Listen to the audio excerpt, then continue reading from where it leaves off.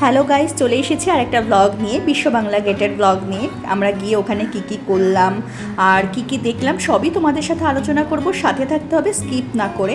আর আশা করি তোমরা প্রত্যেকে ভালো আছো। চলো শুরু করি আজকের ব্লগ।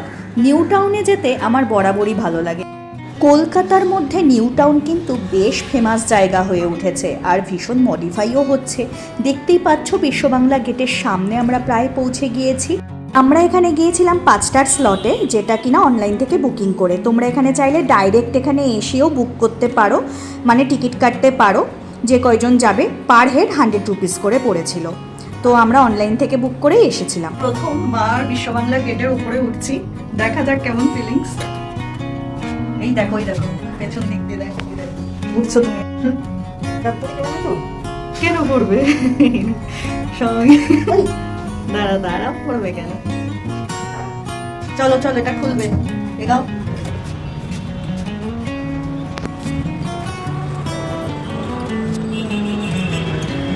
যথারীতি দেখতে পাচ্ছ আমরা উপরে উঠে গেছি লিফটে করে। যত উপরে উঠছি নিচের জিনিসগুলো ততই ছোট ছোট লাগছে। আর এটাকে হ্যাঙ্গিং রেস্টুরেন্ট বলে। কেন? কারণ এখানে ডিনারটা কম্পালসারি। এখানে বসে খাওয়ারও জায়গা রয়েছে দেখতে পাচ্ছ, কিন্তু শুধুমাত্র সেটা ডিনারটাই বসে খেতে পারা যাবে কম্পালসারি হিসেবে।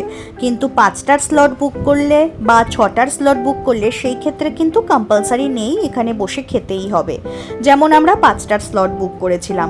আচ্ছা, এখানে অনেক ধরনের স্ন্যাক্স ছিল, যেগুলো চিকেন স্যান্ডউইচ ছিল, আরও অনেক ধরনের কোক ছিল, ড্রিঙ্কস ছিল, মকটেলস ছিল। অনেস্ট রিভিউ হিসেবে বলবো এখানকার স্ন্যাক্স প্রচুর এক্সপেন্সিভ। এখানে ছিল তো অনেক কিছুই, বাট এত এক্সপেন্সিভ থাকার দরুন অনেকেই কিন্তু এখানে স্ন্যাক্সটাকে অ্যাভয়েড করে দেয়। তাই বলে কিন্তু এই না যে কেউই স্ন্যাক্স খায় না। এখানে অনেকেই আছে যারা ওপরে বসে বসে হ্যাঙ্গিং রেস্টুরেন্টে স্ন্যাক্স খেতে খেতে পুরো ভাইবসটাকে এনজয় করতে চায়। তারা কিন্তু অবশ্যই এখানে বসে সেই ভাইবসটা নিতে পারে। তবে এটাও সত্যি কথা, একদম সবার থেকে আলাদা ওপরে বসে বসে কফির কাপ হাতে নিয়ে এই পুরো নিউ টাউন এরিয়াটা ঘুরে দেখা বা পর্যবেক্ষণ করা, তাও আবার প্রিয় মানুষটির সাথে কিংবা ফ্যামিলির সাথে আলাদা করে টাইম কাটানো এই হ্যাঙ্গিং রেস্টুরেন্টে বসে, এটা কিন্তু একটা আলাদা অনুভূতি। পুরো নিউ টাউন এরিয়াটাকে ঘুরে দেখার জন্য একবার না একবার এক্সপেরিমেন্ট করা দরকার, আর সেই জন্যই আমরা এক্সপিরিয়েন্স করেও নিলাম। দেখতেই পাচ্ছ পুরো এরিয়াটাকে কত সুন্দর দেখাচ্ছে। আলো থাকতে থাকতে বিকেলবেলার ভাইবসটা একটু অন্যরকম, আবার ডিনার টাইমে সেই ভাইবসটা আবার অন্যরকম। ডিনার টাইমে মানে পুরো রাত হয়ে যাচ্ছে, নিউ টাউনটা পুরোই আলোকসজ্জায় সেজে ওঠে। সেই ধরনের ভাইবসটা নেওয়াও আর একটা অনুভূতি। তবে এটা দেখলাম বিকেলের স্লটে কিন্তু আলাদা নির্দিষ্ট টাইম নির্ধারিত করা থাকে। 5টার স্লট বুক করলে সেটা 6টা অবধি থাকে, আবার 6টার স্লট বুক করলে সেটা 7টা অবধি থাকে। এখানে নির্ধারিত টাইম এদের বেঁধে দেওয়া থাকে, আর সেই টাইমের মধ্যেই তোমাদের পুরো নিউ টাউনটাকে এক্সপেরিমেন্ট করে নিতে হবে। আমাদের হয়ে গেল, এখন আমরা দেখা যাক কোথায় যাই। এটা পুরোটা মায়ের ফার্স্ট টাইম, বোনেরও ফার্স্ট টাইম, আমার সেকেন্ড টাইম। ওপর থেকে দেখতে দেখো কত ছোট ছোট লাগছে। তো যেমনভাবে আমরা ওপরের দিকে উঠছিলাম, ঠিক লিফটে করে সিমিলারভাবে আমরা নিচের দিকে নামছিলাম। এবার আমরা যাব বিশ্ব বাংলা গেটের ঠিক অপোজিট সাইড ক্যাফে একান্তে।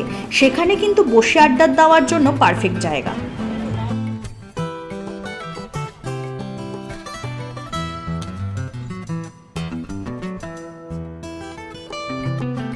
এনভায়রনমেন্টটা কত ভালো লাগছে তাই না? ফ্রেশ একদম লাগছে, ফ্রেশ আফটারনুন যেটাকে বলে।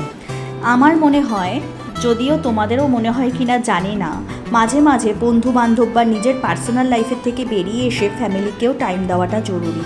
কারণ ছোটোবেলায় আমাদের প্যারেন্টস আমাদের পেছনে অনেক সময় দিয়ে আমাদেরকে বড় করে তোলে, আর এখন আমাদের যখন এত বিজি টাইমের মধ্যেও ওদেরকে একটুখানি সময় বার করে দিই, ওরা তাতেই খুশি।